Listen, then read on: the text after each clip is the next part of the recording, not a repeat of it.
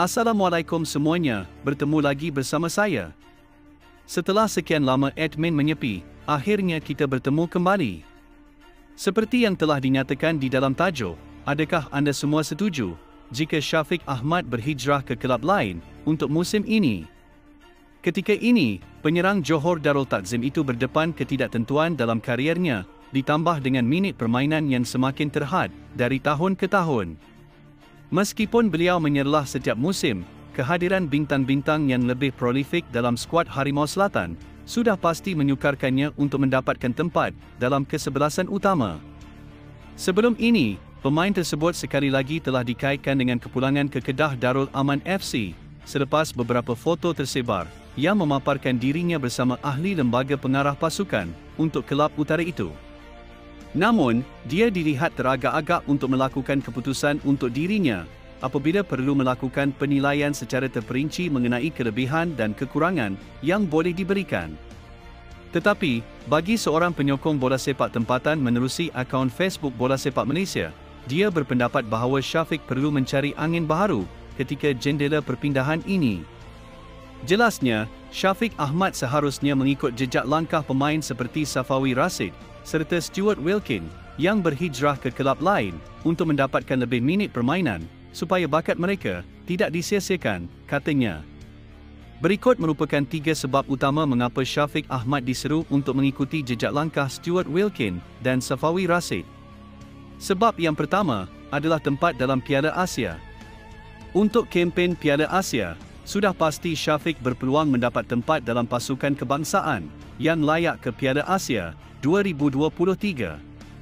Dengan pengalaman beraksi di pentas antarabangsa, ketajaman Syafiq sudah pasti ditagih oleh Kem Panggon, memandangkan bahagian serangan skuad kebangsaan masih tiada penyerang tulen selain Darren Loh. Jika mahu dibandingkan dengan penyerang muda skuad Harimau Malaya seperti Hakimi Azim Rosli, Syafiq sudah memiliki pengalaman di pentas antarabangsa untuk berdepan lawan yang lebih kuat. Tidak dinafikan bakat emas yang ada pada Hakimi sebagai penyerang, namun dalam kejohanan berprestij seperti Piala Asia ini, hikmat seperti Syafiq Ahmad nyata lebih diperlukan. Sebab yang kedua, faktor minit permainan. Setiap pemain memerlukan minit permainan yang secukupnya untuk memastikan sentuhan dan kemampuan mereka di atas padang sentiasa menyerlah. Ianya perlu termasuk Syafiq, walaupun dia hanya penyerang giliran untuk pasukan JDT.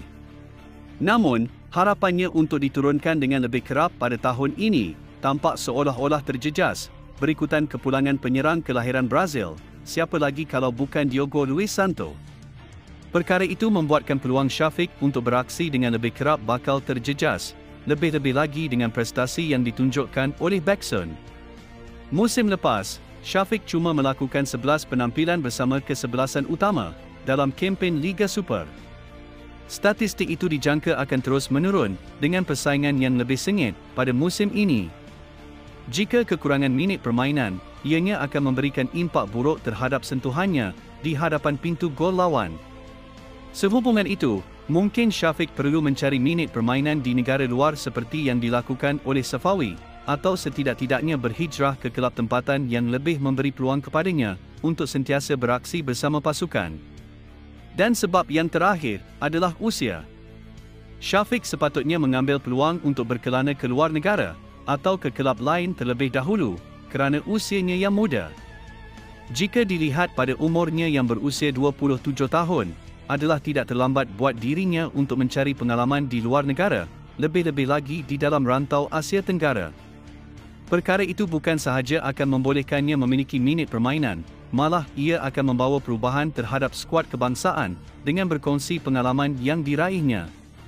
Itulah antara 3 sebab dan pendapat yang telah dikongsikan oleh artikel Majoriti. Jika anda rasa video ini bermanfaat, seperti biasa, sila bantu saya smash butang like di bawah. Terima kasih.